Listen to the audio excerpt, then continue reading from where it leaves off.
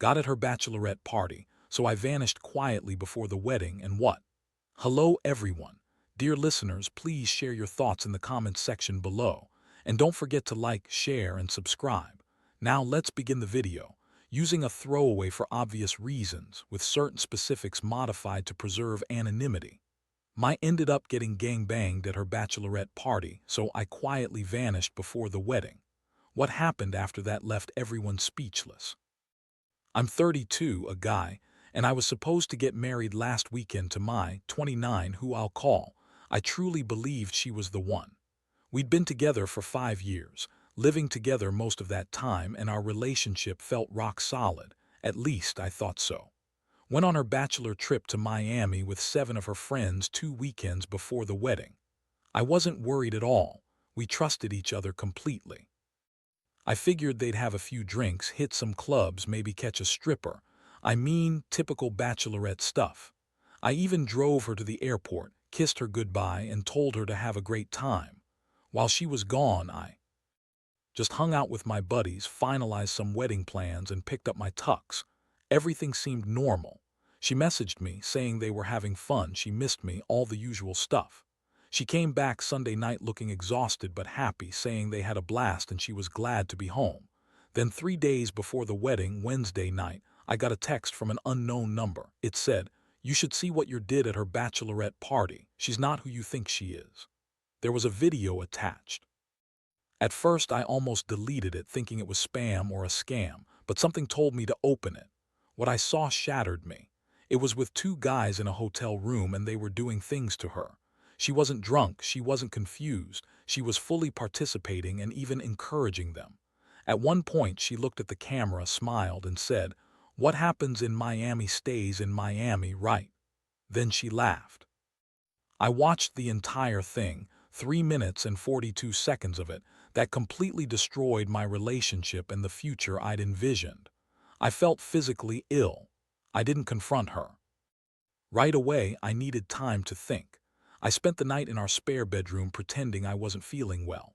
The next morning, while she was at her final dress fitting, I called my best man, Tony, and showed him the video.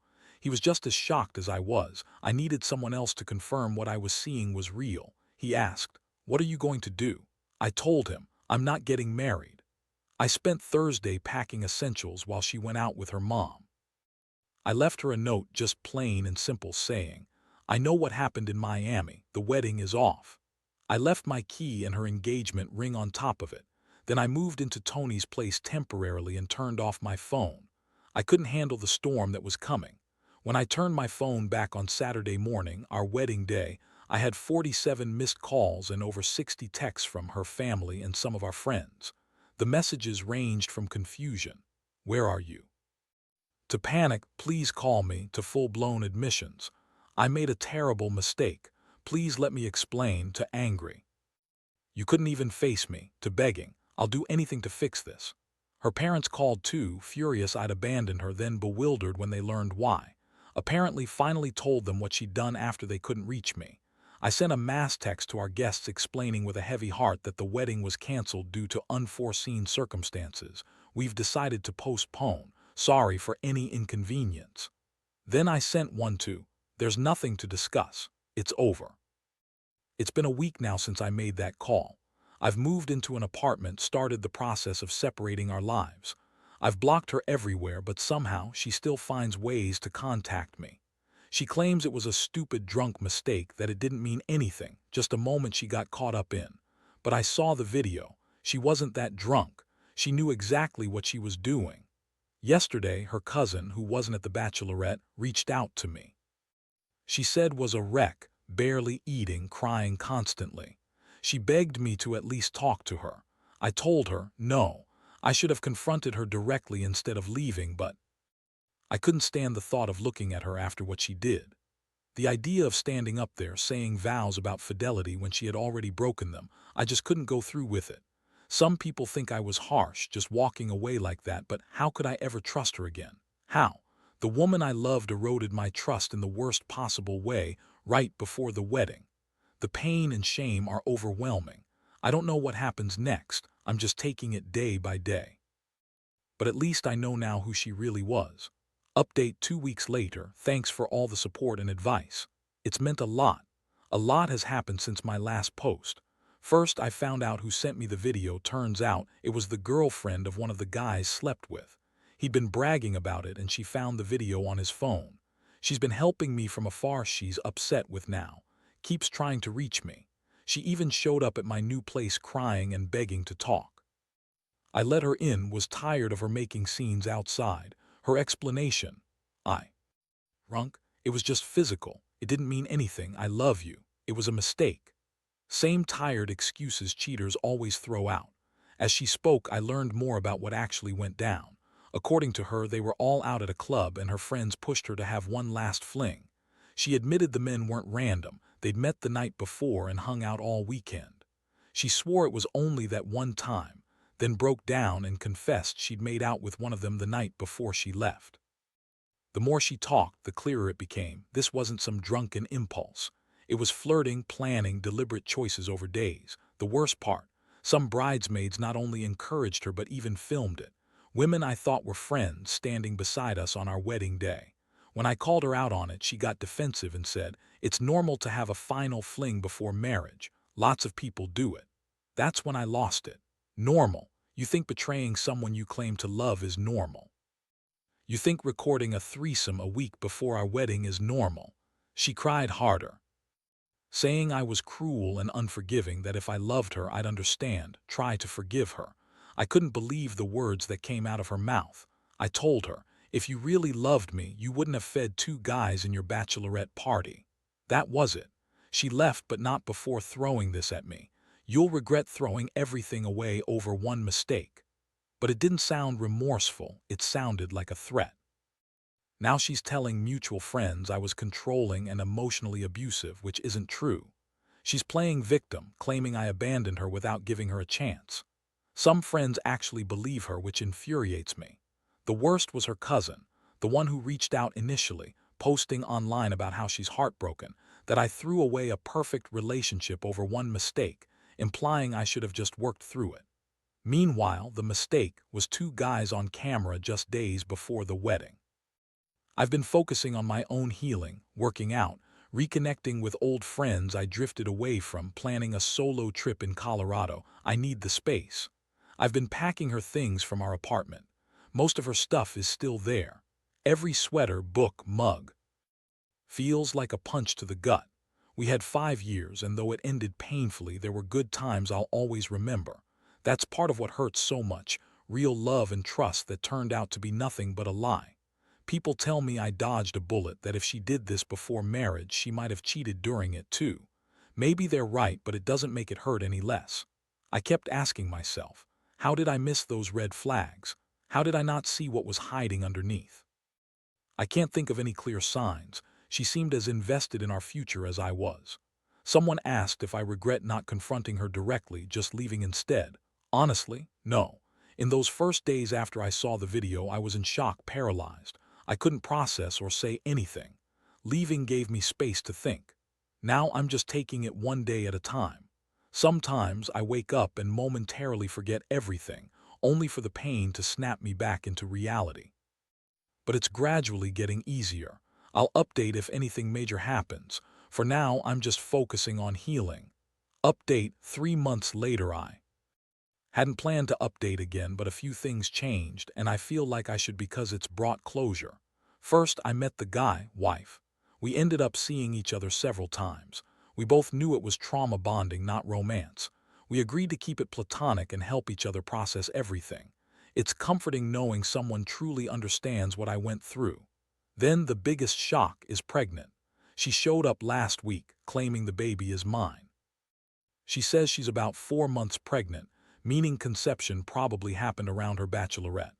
My first instinct was she'd cheat with one of the Miami guys, but she insists they had sex the night before she left for the trip, not during the wedding weekend. Honestly, I don't remember exactly. It's all a blur of wedding prep. I told her I want a paternity test ASAP. She got angry, saying I'm adding insult to injury, questioning her honesty. I was firm. I won't accept responsibility without proof. That threw me back into a whirlwind of emotions. Having a child with Julia, Knowing there's a possibility of her being a part of my life forever is terrifying. I always wanted kids, but not like this, certainly not with someone I can't trust. If the test shows she's mine, I want to be involved so the kid isn't left thinking I abandoned them. But how do I co-parent after this betrayal? Julia thinks the pregnancy changes everything, that I'll take her back because there's a baby involved. She's even suggested we try again for the sake of the child. I told her that's never happening. The relationship is over, no matter what the paternity test shows. Her family is now harassing me, calling me a deadbeat before the baby's even born.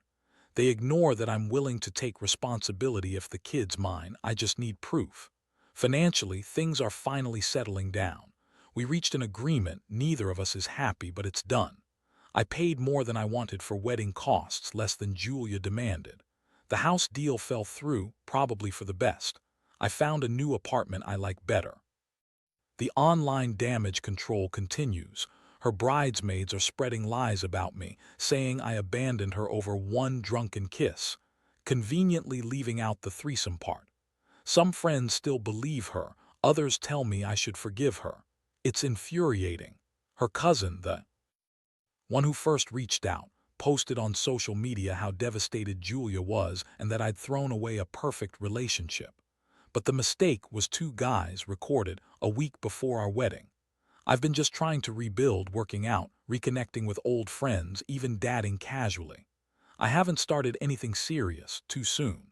The worst part now is the pregnancy uncertainty. If it's mine, my life will change forever. If it's not, I feel relief but also guilt for the child who's about to be born into this chaos. 6 months later, the paternity test came back. The baby isn't mine. I wasn't surprised, but it stirred a strange mix of relief and loss for what I'd imagined. Part of me had mentally prepared to be a dad, even with doubts. Julia's reaction. She broke down completely. She admitted she'd hoped the baby was mine, thought it might bring us back together. Then she confessed she suspected it was one of the Miami guys, but convinced herself it was mine because the alternative was too painful. I felt almost sorry for her, almost. Then I remembered her months of lies, manipulation, and family pressure. They'd called me a coward, a deadbeat. She initially the affair, then broke down, confessing she had a drunken one-night stand 2 years ago at a company party. She insisted it meant nothing, just a mistake she didn't tell me about to avoid hurting me. Then hesitation, and she admitted there had been another slip about a year into our relationship. I realized the woman I thought I knew had cheated at least 3 times, maybe more, and I never saw it. Maybe some things I missed, red flags I ignored. The irony. If she'd been honest from the start, maybe we could work through it. But her repeated pattern of deception, even as the wedding approached, destroyed any hope of reconciliation. All trust was gone. Julia told me she contacted the Miami guys when she found out she was pregnant. One blocked her immediately. The other, who's married, is in the middle of a divorce and refuses involvement. His wife found out about the affair, probably from the video or other sources, and is divorcing him. Her family, who once blamed me explicitly, now scrambled to support her. Her friends, many have distanced themselves. Her career is suffering, she's taken leave, and I hear she's been passed over for a promotion. Some say I should feel victorious, but I just feel sad. Sad for the years lost, the trust broken, the childhood missed for the child she's about to have. I feel relief mostly, relieved I saw her true character before marriage, relieved I'm not tied to her through a kid. The chapter is finally closing. I'm focusing on building a new life. My new apartment feels like home. I got promoted last month. I've reconnected with old friends and even started dating again. Nothing serious yet, just seeing how it feels. Therapy has helped me process the betrayal and rebuild trust in myself. The legal and financial mess cleared, though not cheap, it's done. Julia finally picked up her last things from storage last week, and now I'm free from our ties. And I still meet now and then, just friends. Our shared pain forged a genuine bond. She's dating someone new now. Sometimes we joke about how our inadvertently brought us together. I think this will be my last update. Julia made her choices and she's living with them. I've made peace with what happened and I'm focusing on a better future. In a strange way, I'm thankful for that anonymous video. Without it, I might married her blindly, living a lie. Instead, I'm free to find real happiness with someone I can truly trust. For anyone going through similar heartbreak, remember, things do get better. The pain doesn't vanish overnight, but it fades. Life moves forward, sometimes in unexpected ways. The worst betrayals can lead to new beginnings. Thanks for sticking with me. And finally, a year later, I wasn't planning on writing again. But a few days ago, I felt like I'd finally gotten the closure I needed. Life has been good, really good. I got that promotion, a substantial raise, and I've traveled more than I ever did with Julia. I've been to Japan, Portugal, and spent a month working remotely from Argentina. Those trips healed in ways I couldn't have foreseen. I started seeing someone. Her name is Melissa. Things got serious quickly, but she's everything Julia wasn't: honest, direct, supportive, and not enabling. We've been together 8 months now, and I've never felt more secure. She knows my story, understands my trust issues, and is patient as I heal. I've mostly avoided Julia lately.